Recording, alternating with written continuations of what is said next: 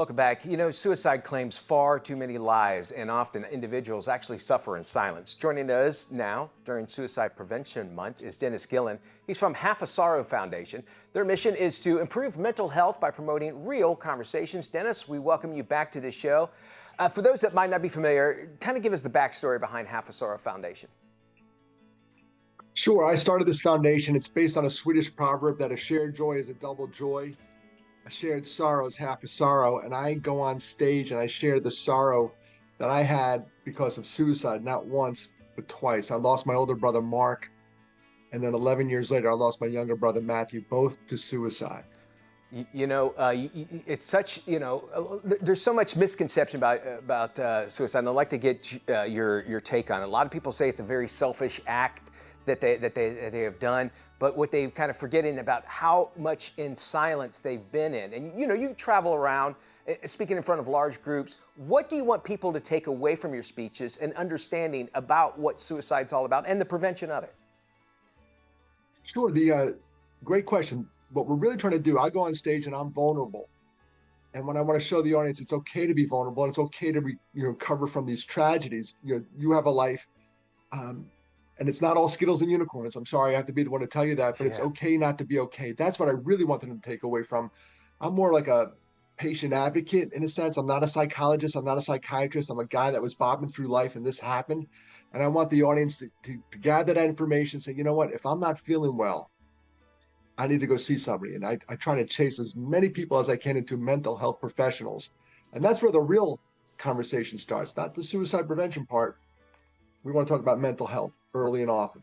Yeah, because obviously the mental health is what drives them to that point. And it's something, thank goodness, it's not as taboo as it used to be, where you never talked about this. You never, the term shrink, I don't know, you didn't want to go to talk to somebody about that. And there's so many different places and people realize the value of it. But there's some things that we can do within a family, within maybe a corporation, or even with ourselves. What can we actually do to actually help combat this mental health crisis? Well, the first thing I like to do is when I go over risk factors, warning signs, be aware, have your head on a swivel. And especially in the workplace, you're with these folks 8, 9 hours a day.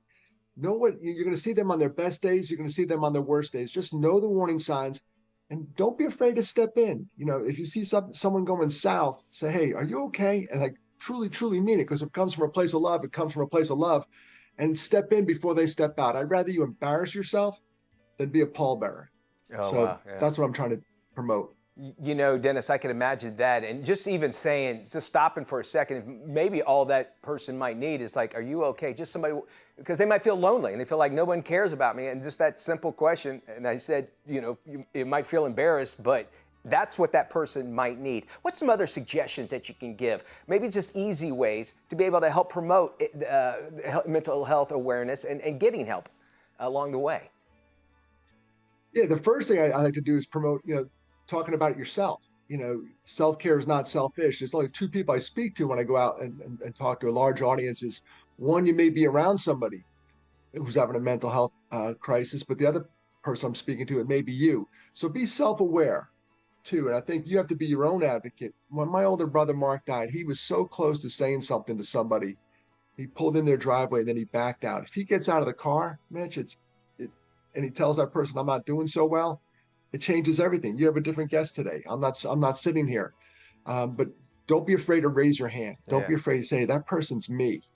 Yeah, I appreciate that. You said about vulnerability. How can we get rid of the stigma that vulnerability is a weakness? Oh, vulnerability is a real strength. And I'll tell you a story real quick. Is a young man, I was doing an event, and a young man leaned over to another guy and said, that guy on the stage who was talking about me, and I was going over warning signs, he goes, he's talking about me.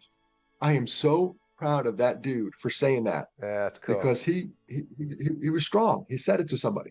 Yeah, and if we can get that, and I think you find a lot of it in men that are afraid to show that vulnerability. But I think once you understand it, that it's saying that you're actually, as you said, is a strength because you're working on yourself. And if we turn that around, it really turns into a lot of, great conversations like this as well. Dennis, folks want more information. Where can they go? They go to my website, halfasorrow.org.